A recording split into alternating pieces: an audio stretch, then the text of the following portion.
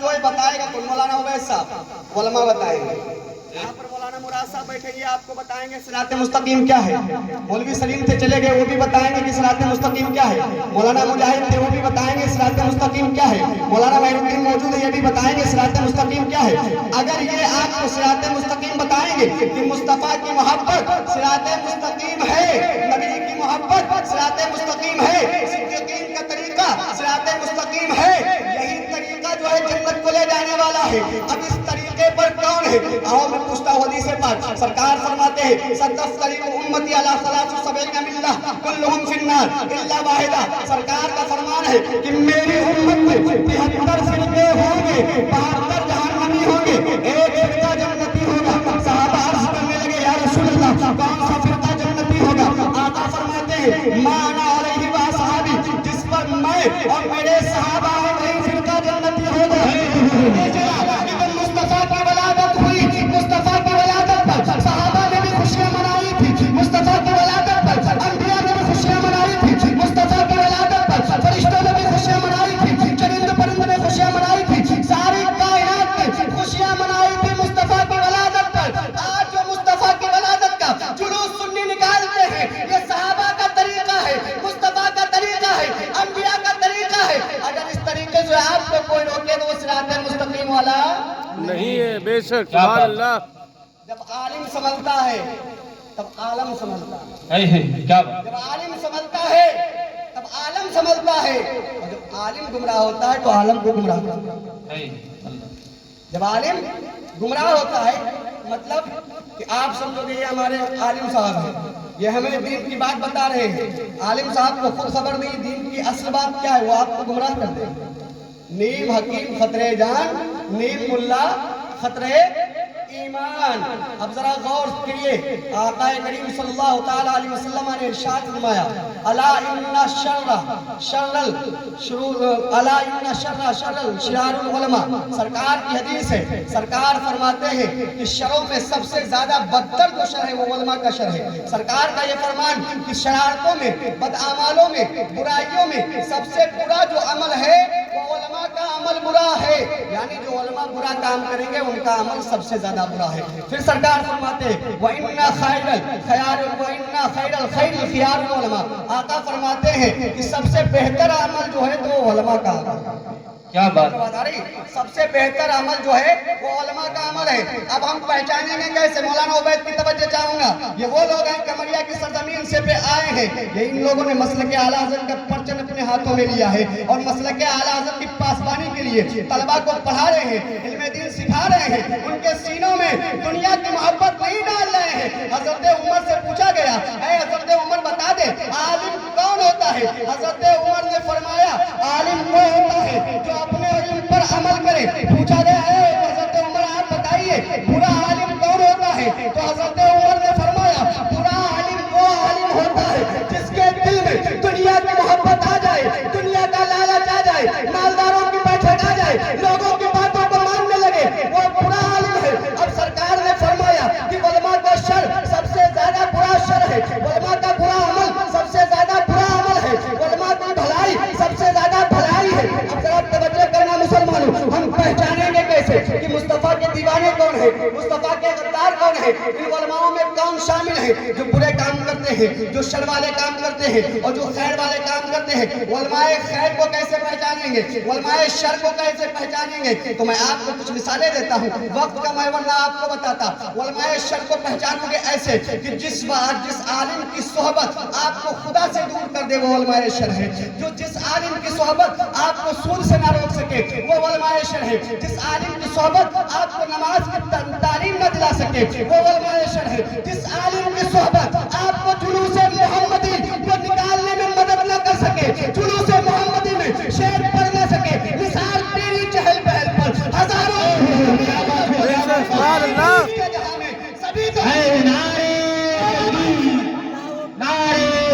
یا رسول اللہ زندہ آباد, مرحبا مرحبا, اللہ اکبر. وہ علماء شر ہے. مصطفیٰ کے دیوانوں توجہ کرو, جو عالم آپ کو جنت کا راستہ دکھائے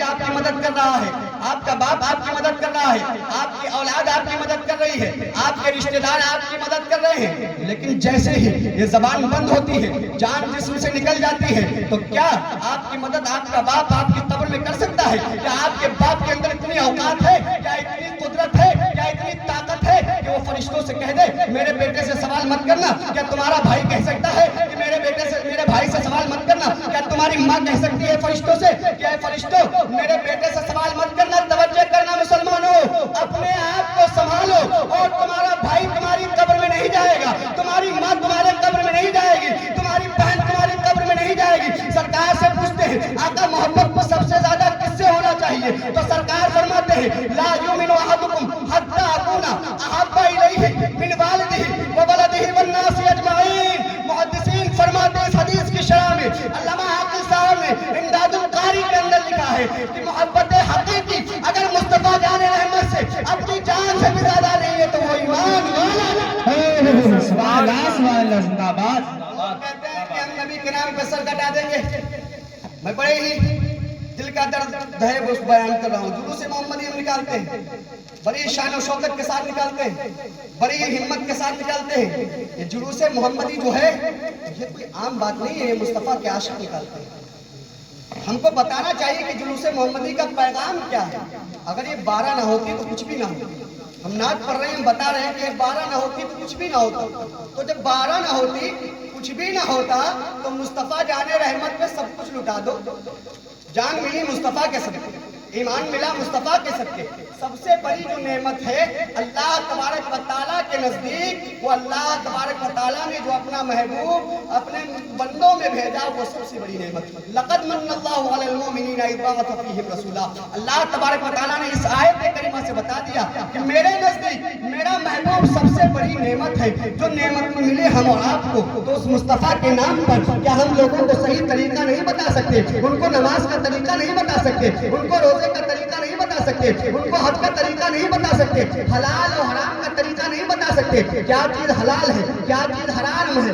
मैं आपको बताना ये चाहता हूँ कि उलमाए शर जो है वो जहन्नमी होंगे, उलमाए खैर जो है वो जन्नती होंगे। अब मिसाल के साथ बताता हूँ उलमाए शर में कौन शामिल है। उलमाए शर का जो पानी है हिंदुस्तान के अंदर, वो अशरफ अली थानवी है, वो इस्माइल दहलवी है, वो कासिम नानवी है। इन्हीं उलमाओं ने माज़अल्लाह रब्बिल आलमीन खुदा की भी गुस्ताखी की है। लिख दिया है किताबों में माज़अल्लाह रब्बिल आलमीन, खुदा झूठ बोल सकता है मगर बोलेगा नहीं माज़अल्लाह रब्बिल आलमीन। इन्होंने अपनी किताबों में लिख दिया है जिसका नाम मोहम्मद या अली हो वो किसी चीज का मालिक वो मुख्तार नहीं। इन्होंने किताबों में लिख दिया है नबी का इल्म तो शैतान से कम माज़अल्लाह रब्बिल आलमीन की इबारत का मफ़हूम है। ऐसी बातें इन्होंने लिख दी है। ये उलमाए शर है। अब इनके मुत्तबईन जो है, जो इनकी इक्तिदा करते हैं, वो भी उलमाए शर है। जो ठिकाना इन उलमाए शर का होगा वही वहाबियों का ठिकाना होगा, वही नजदियों का ठिकाना होगा, उन जहन्नमियों का वही ठिकाना होगा जो अशरफ अली थानवी का ठिकाना। तवज्जो करना मुसलमानों, उलमाए खैर अगर देखना चाहते हो, बहुत बड़े आलिम दीन, आपको बताऊं सारे लोग उनका नाम जानते होंगे। सरकार गौसे आज़म, सरकार गौसे आज़म ने इल्म सीखा।